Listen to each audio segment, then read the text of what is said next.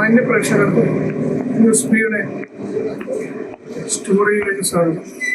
ഇന്ന് നാം പരിചയപ്പെടുത്തുന്നത് പോത്തേര കുഞ്ഞിരാമൻ കുഞ്ഞിരാമോടനെയാണ്. നമസ്കാരം. അദ്ദേഹത്തെ സംബന്ധിച്ച് പറഞ്ഞാൽ 40 വർഷക്കാലമായി ഇദ്ദേഹം ഫ്ലവർ മില്ല് അദ്ദേഹത്തിന് വേറെ കുറെ പ്രത്യേകതകളുണ്ട്. ചെരുപ്പിടുന്ന സ്വഭാവം.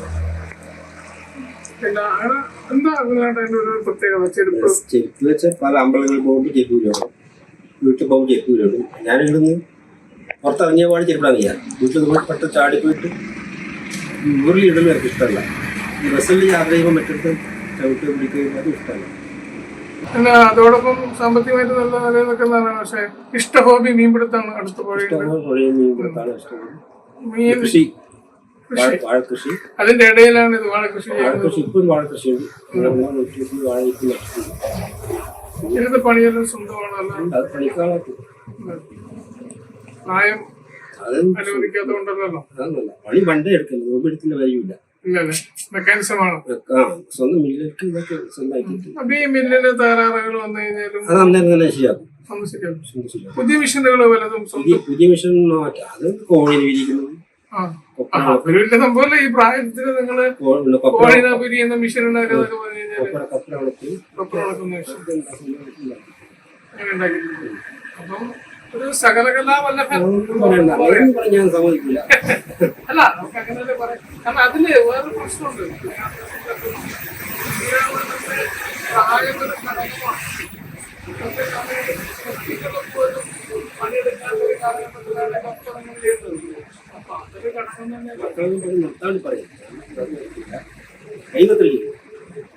മറ്റുള്ളവരെ ആശ്രയിക്കാതാണ്. അവരുടെ സമയത്ത് 4 മില്ലുണ്ടായി. അവർ കളിക്കുമ്പോൾ ഞങ്ങൾ മില്ലൊക്കെ വെക്കും, വരണേ വാറ്റാക്കുന്നു. അത് 3 വിറ്റപ്പോൾ കളിക്കാരുണ്ടെങ്കിൽ നോക്കാനാണില്ല. ഇഷ്ട ഹോബി എന്താണ്?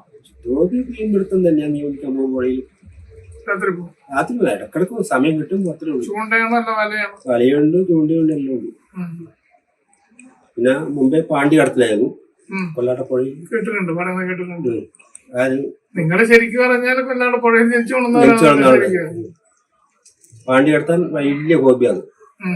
ഇപ്പില്ലല്ലോ. ഇല്ല, ഇപ്പം പോയി. തൽക്കാലം ഞങ്ങൾ പുളിങ്ങ ഫസ്റ്റ് പോയിട്ട് മുളക് കുത്തി കൊണ്ടുവന്നിട്ട്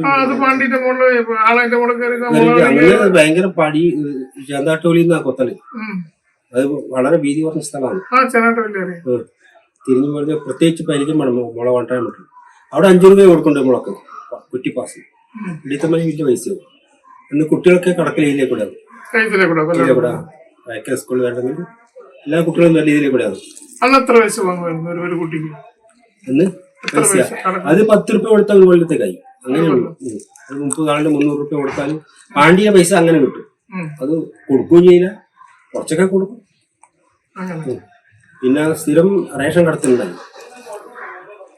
കാലമൊന്നും ഇല്ലാത്ത സമയത്ത് കൊല്ലടത്ത് റേഷൻ കടത്തുന്നുണ്ടായി. പണി കച്ചവട പീടിയിൽ സാധനം കൊണ്ടുണ്ട്. ഇതല്ല ഈ പാണ്ടിയിൽ വെച്ചായിരുന്നു.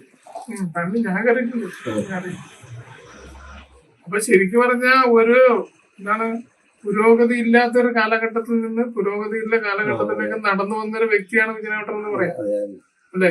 പക്ഷെ ഇപ്പൊ ഞാൻ ചോദിക്കുന്നത്, മില്ല് കോമ്പറ്റീഷനാണ്.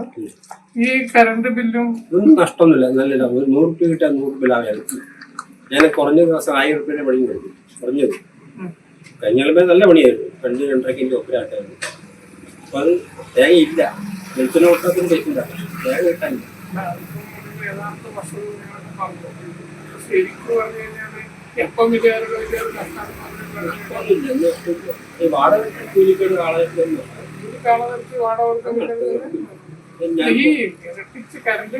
അതില്ല. അത് കറണ്ടിന്റെ പണി ഉപയോഗിക്കുന്നതനുസരിച്ച് കറണ്ട് പൈസ. ഞാൻ സ്ഥലം എടുത്ത് കൊടുത്ത് ഏട്ടന്റെ മകൻ കമ്പനി ചെയ്യുന്നു. നല്ല പണി. ഞാൻ എനിക്ക് വേണ്ടി എടുത്താണ്. നോൻ അത് തല പറഞ്ഞിട്ട് പറഞ്ഞു എനിക്ക് വേണം അളയപ്പാ. അപ്പാട് കൊടുത്തു. അപ്പാട് കൊടുത്തു. ഈ എല്ലാ പണിയും ഞാൻ ചെയ്തു കൊടുത്തു. നന്നായി നടക്കും. അപ്പോ ഇങ്ങനെയുള്ള കാര്യങ്ങളൊക്കെ നമുക്ക് പറഞ്ഞു. ഒരു മില്ലിനെ കുറിച്ച്, ഒരു കാലഘട്ടത്തിൽ റേഷൻ കടത്തിയതിനെ കുറിച്ച്, കള്ളക്കടത്തല്ല, പുഴ കടത്തി, പാണ്ടിയിൽ പുഴ കടത്തി അന്നത്തെ ആളുകൾക്ക് അന്നം കൊടുക്കുന്ന ഒരു കാലഘട്ടത്തെ കുറിച്ചും പിന്നെ കുഞ്ഞിനോട്ടും പറഞ്ഞു. അപ്പം നമ്മളോട് ഇത്തരം നേരം സഹകരിച്ചതിന് നന്ദി.